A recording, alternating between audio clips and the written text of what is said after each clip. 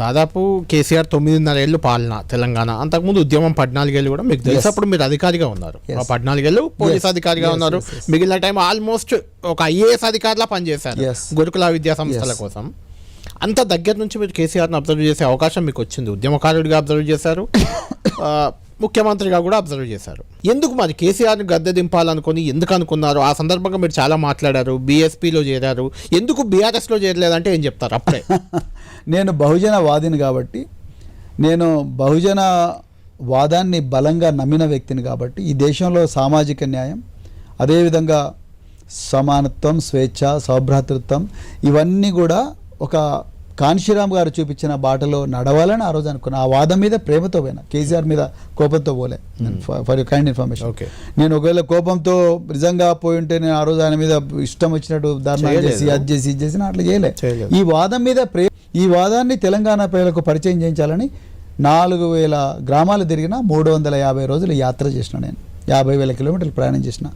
అంతే తప్ప నేను కేసీఆర్ గారి మీద కోపంతో నేను బీఎస్పీలోకి పోలేదు.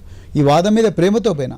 కాకపోతే ఇప్పుడున్న బీఎస్పీలో ఉండే జాతీయ నాయకత్వం వాళ్ళు యాక్టివ్ రాజకీయాలకు దూరంగా వచ్చి వాళ్ళ బంగళాల్లో బందీలు అయిపోయినారు. కాబట్టి నేను గొప్ప ఫ్యూచర్ కనిపించలేదు. అదేవిధంగా ఈ రాజకీయ ఎత్తుగడలు వ్యూహాలు రచించడంలో అంటే మీరన్న ప్రకారమే బహుజనవాదానికి బీఆర్ఎస్కి ఏంది సంబంధం అంటే ఏం చెప్తారు? రెండు అణచివేతకు వ్యతిరేకంగా వచ్చినవే. తెలంగాణ వాదం అనేది ఆనాడు ఆంధ్ర పాలకులు, ఆంధ్ర పెత్తందారుల అణచివేతకు వ్యతిరేకంగా తెలంగాణ ప్రజలందరినీ కూడా కులాలకు మతాలకు అతీతంగా ఏకం చేసి పోరాడి తెలంగాణ సాధించుకున్నారు.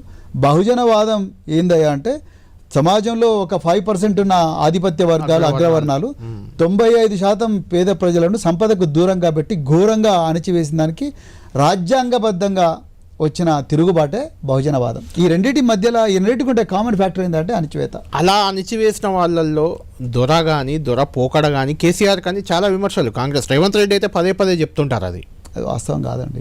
కేసీఆర్ దగ్గర నుంచి అబ్జర్వ్ చేశారు. కేసీఆర్ గారిని చాలా క్లోజ్గా చూసాను. అలాంటి భావజాలం కానీ, అలాంటి భాష కానీ, లేకపోతే చూసే విధానం కానీ నాకైతే వారి లోపల కనిపించలేదండి.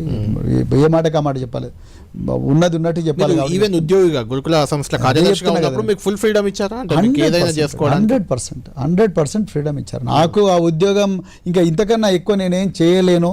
నేను రాజకీయాల్లో కొత్తగా వచ్చాను కాబట్టి రాజకీయాల్లో ఈ బహుజన రాజకీయాలు కొత్త పుంతలో, దేశవ్యాప్తంగా కొత్త పుంతలో తీసుకుపోవాలని ఒక అమాయకమైన ఒక రొమాంటిక్ డ్రీమ్తోని నేను ఇక్కడికి రాజకీయాల్లోకి వచ్చిన.